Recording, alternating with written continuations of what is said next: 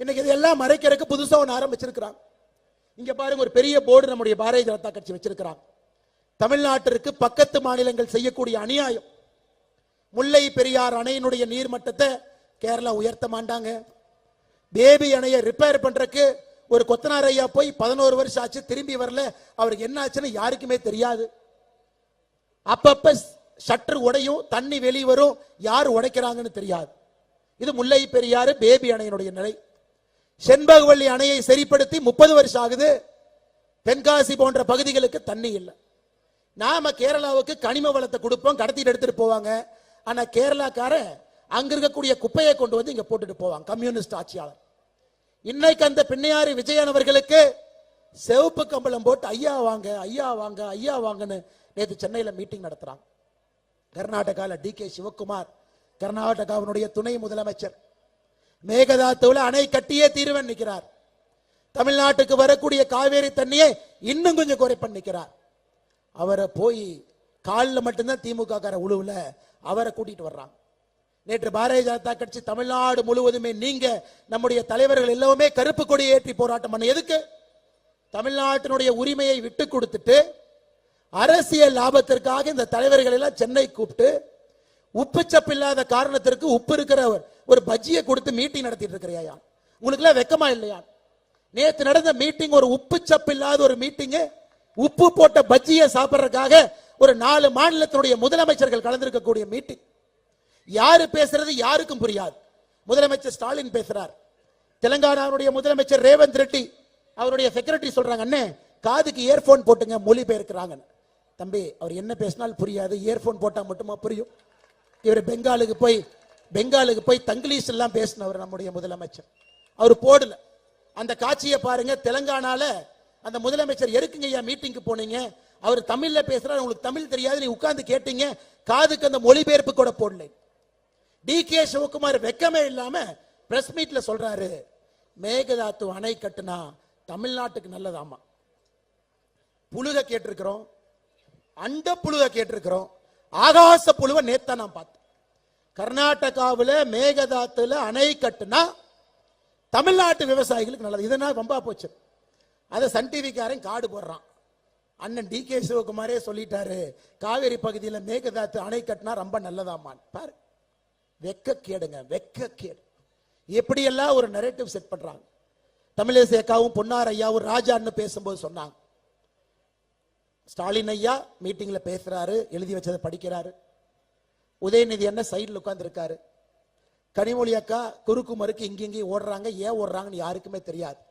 அது திமுக விழாவா, அது குடும்ப விழாவா, நேற்று தமிழக அரசு நடத்திய விழாவா? அது காசு யாரு செலவு பண்ணாங்க? அத்தனை பேத்துக்கு பஜ்ஜி போட்ட செலவு யாரு? திராவிட முன்னேற்ற கழகத்தினுடைய செலவா, தமிழக அரசனுடைய செலவா? யோசிச்சு பாரு.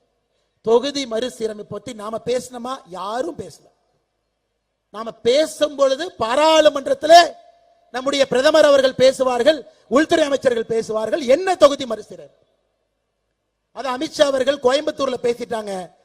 பாரத பிரதமர் நரேந்திர மோடி ஐயா ஆந்திரால பேசிட்டாங்க. தொகுதி மறுசீரமைப்பு நடக்கும் பொழுது மக்கள் தொகை அடிப்படையில் நடக்காது என்பதை தெல்ல தெளிவா சொல்லிட்டாங்க. விகிதாச்சார அடிப்படையில் தான் நடக்கும், அதையும் சொல்லிட்டாங்க. அப்ப திமுக கணக்கு தெரியாது, விகிதாச்சார அடிப்படையில் என்னன்னு சொல்லுனேன். தெரியுப்பா, உனக்கு தான் கணக்கு தெரியாது, நல்லா சொல்றோம் கேட்டுக்க. 543 எம்பி, தமிழ்நாட்டில் 39 எம்பி. அப்ப எவ்வளவுங்க ஐயா? 543 நம்ம பங்கு 7.17% நம்ம எம்பி. உத்தரப்பிரதேசம் 80 எம்பி 543, அவங்க பங்கு 14.74% உத்தரப்பிரதேஷ், 14% யூபி, 7.17% நாம மொத்த எம்பி. நாளைக்கு 543 எவ்வளவு பெருசானாலும் அதுல 7.17 தமிழ்நாட்டுக்கு, அதுல 14.7 யூபிக்கு. முடிஞ்சு போச்சு, கதை முடிஞ்சு போச்சு. எல்லாம் பெட்டி கட்டிட்டு கிளம்புங்கன்னு சொன்னாலும் திமுக காரை கூட்டம் போடுறான். யாருக்கும் ஒரு சீட்டு குறையாது, யாருக்கும் ஒரு சீட்டு ஏறாது. விகிதாச்சார அடிப்படையில் இன்னைக்கு என்ன இருக்கோ நாளைக்கு அதான் சொன்ன பிறகு, அப்ப தென் மாநிலங்களுக்கு மட்டும் விகிதாச்சாரம், வட மாநிலத்துக்கு மக்கள் தொகையா? முட்டா பையலே அப்படி எப்படி பண்ண முடியும்? மக்கள் தொகைன்னு வச்சா முழுசா மக்கள் தொகை வைப்பாங்க, விகிதாச்சாரம் வச்சா முழுசா விகிதாச்சாரம் வைப்பாங்க. இப்படிப்பட்ட முட்டாள்களாக திராவிட முன்னேற்ற கழகத்தினுடைய தலைவர்கள் இருக்கிறாங்க. அதுக்கு ஒரு கூட்டம் போடுறாங்க. அதுக்கு 4 முதலமைச்சர் வர்றாங்கன்னா அந்த முதலமைச்சர் வேலையே இல்லாம ஊர்ல வெட்டி என்ன பண்ணிட்டு இருப்பாங்க யோசிச்சு பாருங்க. ஒரு வேலை இருக்கிற முதலமைச்சர் வருவாங்களா? பாராளுமன்றத்தில் சொல்லல, தொகுதி மறுசீரமைப்பு பத்தி பேசல, அதை பத்தி யாருமே கேள்வி கேட்கல. இங்க வேலை இல்லாத ஒரு முதலமைச்சர் ஐயா மு.க. ஸ்டாலின் கூட்டம் போடுறாருன்னு 3 பேர் வேலை இல்லாம பிளைட்டை பிடிச்சு வர்றாங்க. கொடுமை கொடுமை. இதையெல்லாம் பார்க்க வேண்டிய ஒரு துர்பாகியம் தமிழக மக்களுக்கு இருக்கு. அன்பு சொந்தங்களே, இதையெல்லாம் உடைத்து தகர்த்தெறிய வேண்டிய நேரம். அடுத்து பட்ஜெட்டுங்க ஐயா, கோர்ட்ல இருந்து ஆர்டர் போட்டிருக்கிறாங்க 8:30 மணிக்குள்ள பேசி முடிச்சிடணும். ஏன்னா இந்த மாதிரி சமீபத்தில் ஒரு ஜோக்கு பார்த்தேன். ஒரு காவல்துறை நண்பர் இருக்கார், 4 பேர் ரோட்ல போறாங்க. டே நீ தாண்டா அந்த மும்மொழி கொள்கைக்கு கையெழுத்து வாங்குறாளா, வாடா உன்னை பிடிச்சி உள்ள போடுறான்னு. அந்த 4 பேர் சொல்றாங்க, ஐயா நாங்கெல்லாம் கஞ்சா விற்கிறவங்க, நாங்கெல்லாம் பெண்களுடைய தாலியை பிடிச்சி இழுக்கிறவங்க, அப்படின்னா போ போ போ போ அந்த மும்மொழி கொள்கையை தூக்கிட்டு வான். அது மாதிரி மும்மொழி கொள்கைக்கு ஆதரவாக இன்னைக்கு ஒரு பொதுக்கூட்டம் போட்ட அனுமதி இல்லை, அனுமதி இல்லை.